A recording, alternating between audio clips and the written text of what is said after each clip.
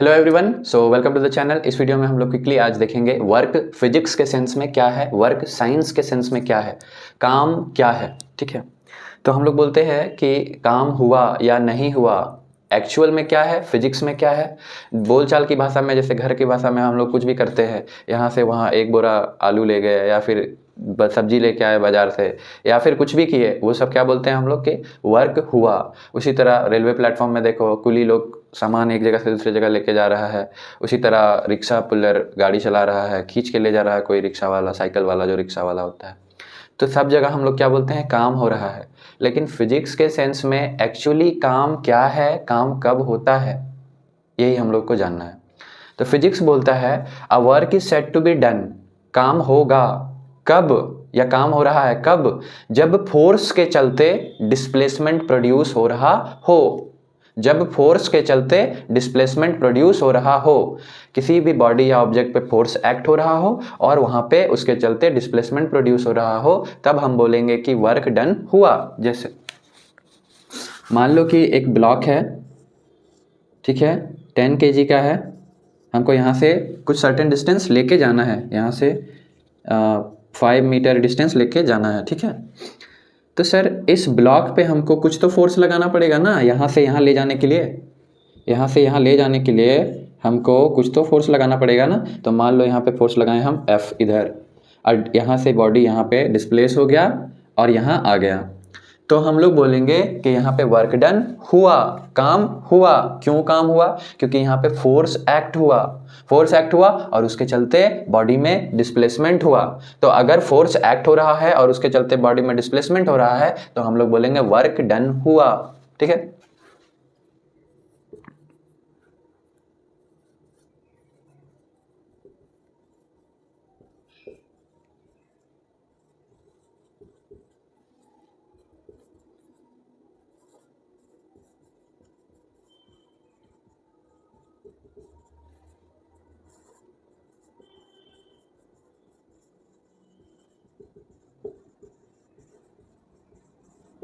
देखो अभी statement wise कैसे लिखेंगे हम लोग। अगर वर्क डन हो रहा है तो हम लोग लिखेंगे a work is said to be done if a force acts on it, second displacement is produced. अगर फोर्स एक्ट होगा और उसके चलते बॉडी में डिस्प्लेसमेंट प्रोड्यूस होगा, तभी हम लोग बोलेंगे कि वर्क डन हुआ। नाउ ये वर्क डन हो गया। अब मान लो कि कोई फोर्स F बॉडी पे एक्ट हो रहा है और उसके चलते क्या होगा, डिस्प्लेसमेंट प्रोड्यूस होगा। तो हम लोग क्या बोलेंगे कि magnitude wise mathematically work done कितना हुआ, उसको देखेंगे, देखते हैं।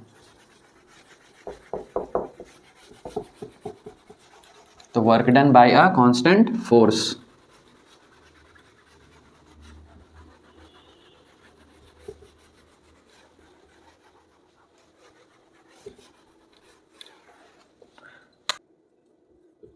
Work done by a constant force.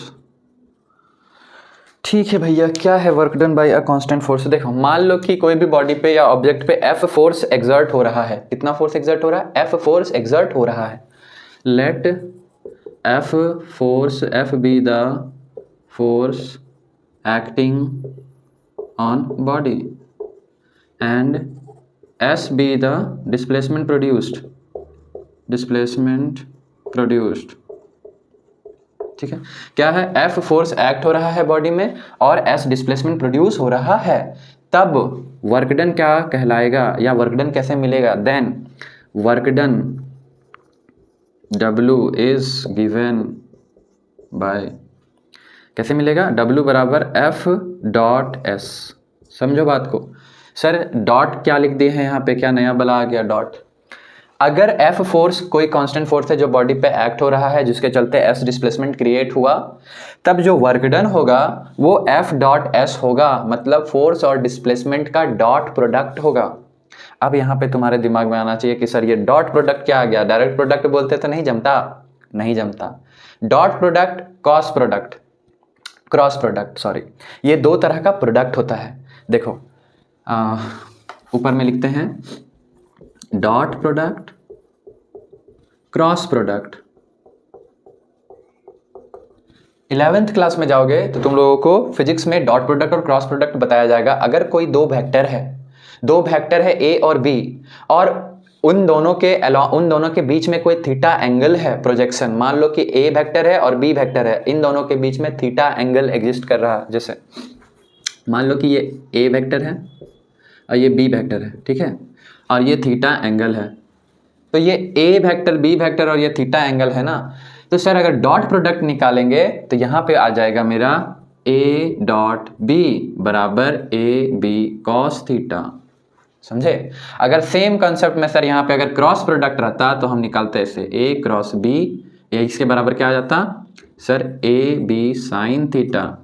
अब तुम लोग क्लास 9th वाले बच्चे पूछोगे सर साइन थीटा और कॉस थीटा क्या है, तब तुम लोग का सिलेबस से ही हटा दिया गया। पहले सब ये सब जानना रहता था। अभी मैथ्स में sine theta cos theta trigonometry function है, ये सब पढ़ोगे क्लास 10 में। अभी तुमको क्या हम रटने के लिए बोलेंगे, तो sir dot product A dot B है ना, मतलब दो वेक्टर, और इनमें क्या ऐड होगा सर, कॉस फंक्शन ऐड होगा, कॉस थीटा। क्यों थीटा? क्योंकि दोनों के बीच में एंगल कितना है, थीटा है। तो बस इसको रट लो। क्या रटोगे? A B cos theta. अगर दो वेक्टर है जिनका डॉट प्रोडक्ट निकाल रहे हैं तो वो दोनों वेक्टर का मैग्नीट्यूड मल्टीप्लाई होगा और उसमें कॉस थीटा आ जाएगा। जैसे वेक्टर ए का मैग्नीट्यूड ए, बी का मैग्नीट्यूड बी, और थीटा एंगल के साथ कॉस फंक्शन कॉस थीटा, तो वही डॉट प्रोडक्ट है। रट लो उसको। अब जैसे ही वो तुम रट लिए तब तुम्हारा वर्क डन अब इसमें टूटेगा। ठीक है सर, टूटेगा तो क्या हो जाएगा, एफ एस कॉस थीटा। ठीक है, अब समझो, इतना तो आ गया सर वर्क डन। अब बात को समझो कि सर कॉस थीटा का वैल्यू जिस तरह से वैरी करेगा उसके अकॉर्डिंग डब्ल्यू भी वैरी करेगा। अभी देखो, अगर मान लो कि वर्क डन हो रहा है किसी बॉडी पे, फोर्स इधर लग रहा है, ठीक है, फोर्स इधर लग रहा है, लाइन ऑफ एक्शन ये हो गया सर फोर्स का, और बाय द चांस और समहाउ डिस्प्लेसमेंट भी इधर ही हो रहा है, डिस्प्लेसमेंट भी इधर ही हो रहा है, मान लो एस, तो दोनों के बीच में एंगल कितना हो गया, 0 डिग्री सर, 0 डिग्री। तब जब 0 डिग्री हो जाएगा एंगल तो यहाँ कॉस थीटा हो जाएगा 1, कॉस 0 1 होता है, तो फिर यही वैल्यू क्या हो जाएगा, एफ एस हो जाएगा, कॉस थीटा की जगह पे 1 आ जाएगा। लेकिन अगर सर फोर्स इधर लग रहा है और डिस्प्लेसमेंट इधर हो रहा है, सॉरी, अगर सर मान लीजिए कि फोर्स ऊपर लग रहा है, फोर्स ऊपर लग रहा है, डिस्प्लेसमेंट इधर हो रहा है, या फिर फोर्स नीचे लग रहा है, डिस्प्लेसमेंट इधर हो रहा है, समझो, या फिर फोर्स ऊपर नीचे में से कहीं और डिस्प्लेसमेंट इधर हो रहा है, मतलब समहाउ एंगल फोर्स और डिस्प्लेसमेंट के बीच में कितना आ जाए, 90 डिग्री आ जाए, तो यहाँ पे वर्क डन क्या हो जाएगा, एफ एस कॉस 90। उसी तरह से अगर डिस्प्लेसमेंट इधर हो रहा है और फोर्स इधर लग रहा है तो एंगल कितना आ जाएगा, 180 डिग्री, तब हो जाएगा एफ एस कॉस 180 डिग्री। उसी तरह से अगर मान लो कि थीटा एंगल है सर, मान लीजिए कि फोर्स मेरा इधर लग रहा है और डिस्प्लेसमेंट मेरा इधर हो गया, एफ एस, तो कितना एंगल दोनों के बीच में है सर, थीटा एंगल है, तो यहाँ पे एक्सप्रेशन क्या हो जाएगा, एफ एस कॉस थीटा। तो अभी तुम लोगों को क्लास 9th में कुछ याद करने का ज़रूरत नहीं है सर, हर थीटा के लिए अलग अलग वैल्यू होगा ना, लेकिन तुमको बस 3 वैल्यू हम याद करने के लिए बोलेंगे जिसके तुमको सारा न्यूमेरिकल्स बन जाएगा क्लास 9th में। उसके बाद जैसे हायर क्लासेस में जाओगे तो उसके बाद सारा वैल्यूज तुमको खुद पता रहेगा, खुद तोड़ दोगे। जैसे तुमको याद क्या क्या रखना है सर, थीटा कॉस 0 डिग्री बराबर 1, कॉस 0 कितना 1, उसके बाद क्या याद रखना है सर, कॉस 90, कॉस 90 डिग्री 0, उसके बाद क्या याद रखना है सर, कॉस 180, कॉस 180 डिग्री बराबर -1। यही 3 वैल्यू तुमको याद रखना है, यही 3 वैल्यू याद रखोगे, जिसको वेरी करेंगे, जिसको पुट करेंगे तो फिर डब्ल्यू मेरा आ जाएगा। ठीक है, तो अगर पूछ दे work done by a constant force तो क्या होगा सर, डब्ल्यू बराबर F S cos theta, where theta is the angle between force and displacement. Clear? तुमको याद क्या रखना है, cos 0 याद रखना है, cos 90 याद रखना है, cos 180 याद रखना है। ठीक है, अब आगे बढ़ते हैं, types of force, types of work done, sorry, types of work done. ठीक है, टाइप्स ऑफ वर्क डन।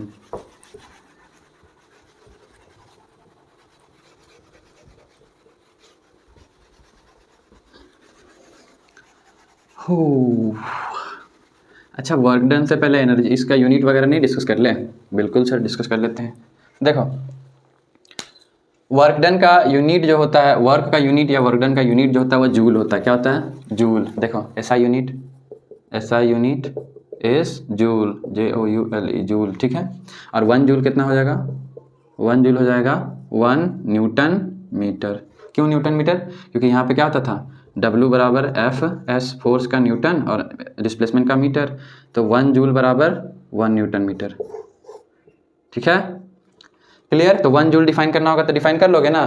कैसे होगा 1 जूल को डिफाइन, तुम लोग को होमवर्क दे देते हैं एक, डिफाइन 1 जूल। ठीक है,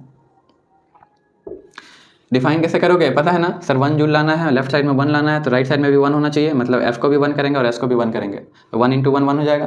तो सर डिफाइन कैसे करेंगे, लैंग्वेज में पुट कैसे करेंगे, पुट ऐसे करेंगे, a work is set to be 1 joule और work done is set to be 1 joule if 1 newton force acts on it which produces a displacement of 1 metre. समझ गए, गुड। अब इसको इसमें सर सेफली हम लोग आगे बढ़ सकते हैं। अब आता है kinds of work done, types of work done, kinds of work done, जो भी बोलो। ठीक है, यस सर, ठीक है, बिल्कुल।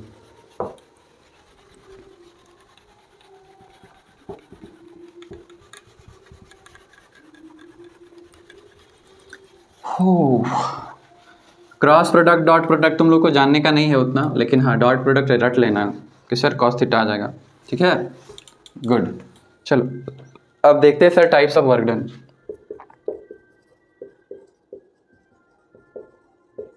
देखो सबसे पहला वर्क डन का टाइप है पॉजिटिव वर्क डन। क्या, पॉजिटिव वर्क डन। दूसरा है जीरो वर्क डन। तीसरा है नेगेटिव। सर 3 तरह का वर्क डन है based upon the angle between the force and displacement. देखो फोर्स और डिस्प्लेसमेंट के एंगल पे बेस्ड होके 3 तरह का वर्क डन है, positive work done, zero work done, negative work done. देखो क्या, जब when the angle between force and displacement is acute, जब एंगल एक्यूट हो फोर्स और डिस्प्लेसमेंट के बीच में, मतलब सर 0 डिग्री से लेकर 90 डिग्री के बीच में हो, या तो 0 हो या फिर 90 से कम हो, तब जो वर्क डन होगा वो पॉजिटिव वर्क डन होगा। ये पहला कंडीशन। देखो पहला ये, इसको क्या लिख सकते हैं, थीटा क्या होना चाहिए सर, थीटा 90 से लेस होना चाहिए और 0 डिग्री से इक्वल या फिर ग्रेटर होना चाहिए। दूसरा क्या सर, इसको और क्या लिख सकते हैं सर, वर्क डन पॉजिटिव के लिए क्या लिख सकते हैं सर, उसी लाइन में होना चाहिए, डिस्प्लेसमेंट फोर्स के अलोंग होना चाहिए, displacement is along the force. ठीक है, डिस्प्लेसमेंट फोर्स के अलोंग ही है, तो इसके लिए W क्या हो जाएगा जी, W बराबर F S cos theta, where theta is equal to 0 से 90 के बीच में, और 0 से 90 के बीच में कॉस थीटा का वैल्यू पॉजिटिव आता है, तो यहाँ प्लस हिडन है। ठीक है, अब आ गया जो सर जीरो वर्क डन। क्या होगा जीरो वर्क डन सर, जब फोर्स और डिस्प्लेसमेंट के बीच में एंगल 90 डिग्री बना दे, मतलब हम फोर्स इधर लगा रहे हैं और डिस्प्लेसमेंट मेरा इधर हो गया, या फिर फोर्स नीचे लग रहा है डिस्प्लेसमेंट इधर हो गया, या फिर फोर्स नीचे लग रहा है डिस्प्लेसमेंट पीछे हो गया, या फिर फोर्स नीचे लग रहा है ऊपर लग रहा है और डिस्प्लेसमेंट पीछे हो गया। किसी भी सिनेरियो में अगर angle between force and displacement is 90 degree, तब मेरा वर्क डन क्या हो जाएगा, जीरो। क्या हो जाएगा देखो, when the angle between force and angle between F and S is 90 degree। Angle क्या है, 90 डिग्री है, is right angle, right angle that is theta is equal to 90 degree. जब 90 डिग्री हो तब जीरो वर्क डन कहलाएगा। Sir mathematically अगर इसको put करना चाहे तो कैसे पुट कर सकते हैं, देखो क्या हो जाएगा यहाँ पे, W बराबर एफ एस कॉस 90, कॉस 90 का वैल्यू तुमको हम रखने बोले थे अभी 0, तो पूरा प्रोडक्ट क्या हो जाएगा 0। अच्छा, एक और केस जीरो वर्क डन का क्या हो सकता है, जब सर डिस्प्लेसमेंट जो प्रोड्यूस हो रहा है वही 0 हो, या फिर जो फोर्स एक्ट हो रहा हो वही 0 हो। फोर्स एक्ट होगा तब तो काम होगा ही नहीं, लेकिन फोर्स एक्ट हो रहा है लेकिन डिस्प्लेसमेंट नहीं हो रहा, तब भी जीरो वर्क डन। तो हम लोग लिखेंगे एक और पॉइंट इसमें, सर व्हेन डिस्प्लेसमेंट इज 0, तो ये जीरो वर्क डन हो गया। इसी तरह नेगेटिव वर्क डन का भी निकालना है, तो तुम लोग नेगेटिव वर्क डन का नहीं लिख सकते, क्या लिखोगे सर, सबसे पहले when the angle between F and S is obtuse, जब फोर्स और डिस्प्लेसमेंट के बीच में एंगल जो बन रहा है वो ऑब्ट्यूज हो, तो यहाँ पे लिख सकते हैं थीटा क्या हो जाएगा sir, less than equal to 180 and greater than 90 degree.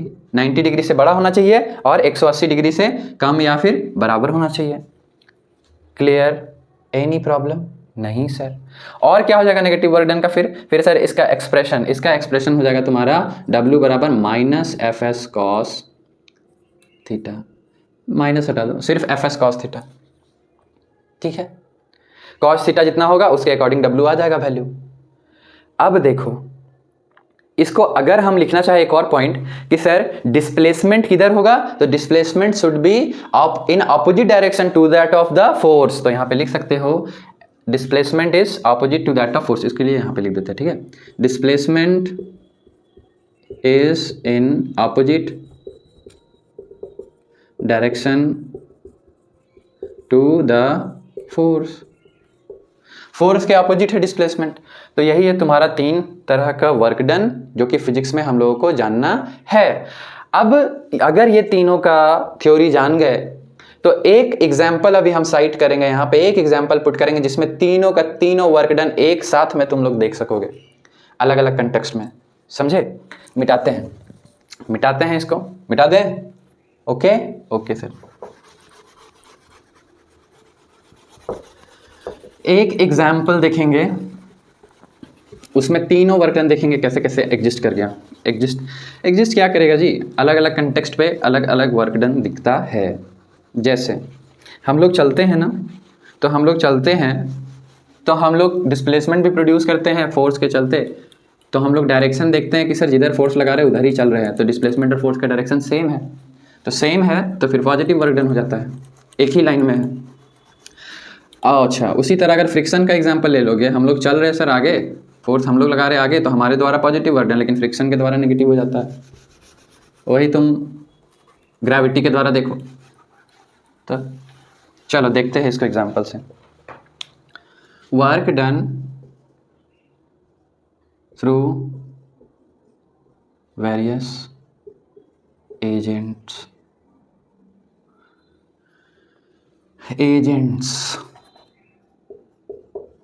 देखो जी,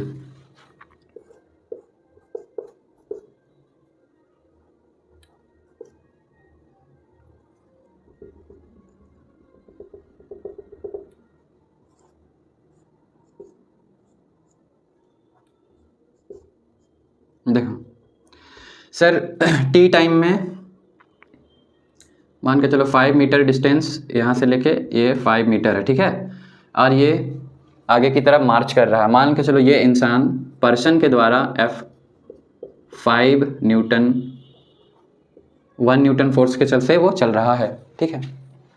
अभी समझो, छोड़ो ना जो भी, अभी देखो मैन, ये जो मैन है इधर मार्च कर रहा है, मतलब फुट से फोर्स किधर लगा रहा, उधर लगा रहा है सर। तो अगर उधर फोर्स लगा रहा है तो वो ma फोर्स लगा रहा होगा, मास इंटू एक्सेलरेशन, ठीक है। अब मास इंटू एक्सेलरेशन फोर्स है F1, मान के चलो इंसान के तरफ से Fm लिख देते हैं, ठीक है। डिस्प्लेसमेंट सर 5 मीटर, दोनों एक ही डायरेक्शन में है कि नहीं, है ना। तो याद करो, जब फोर्स और डिस्प्लेसमेंट एक ही लाइन में रहेगा तो कैसा work done, positive work done. कैसा work done, positive work done. तो इस केस में क्या हो जाएगा, पॉजिटिव, ठीक है। अब देखो कैसे नेगेटिव वर्क डन भी यहां पे हम लोग देखेंगे। देखो अभी सर ये रोड है ना, सरफेस है ना, तो यहां पे क्या है सर, अगर आदमी उधर फोर्स लगा के उधर चल रहा है तो फ्रिक्शन जो है वो इधर जा रहा हो, इधर एक्सर्ट कर रहा है फोर्स, फ्रिक्शन Fs, फ्रिक्शन इधर है फ्रिक्शन, लेकिन सर स्टिल मेरा रिलेटिव डिस्प्लेसमेंट इधर हो रहा है, तो हम क्या लिखेंगे, Fs फ्रिक्शन, फ्रिक्शन इधर हो और डिस्प्लेसमेंट इधर है, मतलब फोर्स और डिस्प्लेसमेंट का डायरेक्शन ऑपोजिट हो गया ना, सेम लाइन पे नहीं ना हुआ, तो फिर यहां पे कैसा वर्क डन हो गया सर, नेगेटिव वर्क डन हो गया। अब देखो, अभी सर मान लो कि यही बॉडी है सर, ये आगे की तरफ गया ना, मतलब डिस्प्लेसमेंट फॉरवर्ड हुआ ना, लेकिन सर इस पे ग्रेविटी जो है वो नीचे फोर्स लगा रहा है। सर ग्रेविटी फोर्स लगा रहा है नीचे, mg नीचे, मतलब ग्रेविटी देखो नीचे फोर्स लगा रहा है mg, और सर मेरा डिस्प्लेसमेंट ऐसे हो रहा है 5 मीटर का, तो एंगल देखो कितना है 90 डिग्री सर। तो work done due to the gravity क्या हो जाएगा यहाँ पे, 0 work done. Work done due to gravity 0 work done by gravity. तो एक ही एग्जाम्पल में तीनों वर्क डन देखे कि नहीं sir, positive work done, negative work done और 0 वर्क डन। तो डिपेंड क्या करता है, कंटेक्स्ट पे। सर आप किस कंटेक्स्ट पे वैल्यूज को निकालना चाह रहे हैं, हम चल रहे हैं, हम अगर इंडिविजुअल अपने कंटेक्स्ट में निकाल रहे हैं तो हम जिधर फोर्स लगा रहे हैं हम उधर चल रहे हैं, तो वर्क डन पॉजिटिव हो गया। अब यही अगर हम इधर वॉकिंग कर रहे हैं और हम फ्रिक्शन ग्राउंड के कंटेक्स्ट में, सरफेस के कंटेक्स्ट में अगर हम निकालेंगे वर्क डन, तो भैया वो इधर पीछे की डायरेक्शन में लगा रहा फोर्स और डिस्प्लेसमेंट आगे हो रहा, मतलब अपोजिट हो गया ना, लाइन ऑफ एक्शन अपोजिट हो गया ना, तो फिर नेगेटिव वर्क डन। अब सेम केस में अगर हम ग्रेविटी के द्वारा लगा रहे हैं तो ग्रेविटी नीचे फोर्स लगा रहा है लेकिन हम आगे की तरफ बढ़ रहे हैं, हम डिस्प्लेसमेंट आगे हो रहा, तो ग्रेविटी के द्वारा जो वर्क डन हुआ वो 0 work done. So this is it for the video, और इसके बाद हम लोग एनर्जी पढ़ेंगे। और keep supporting, do like share and subscribe, and see you in the next video. Bye bye, thank you.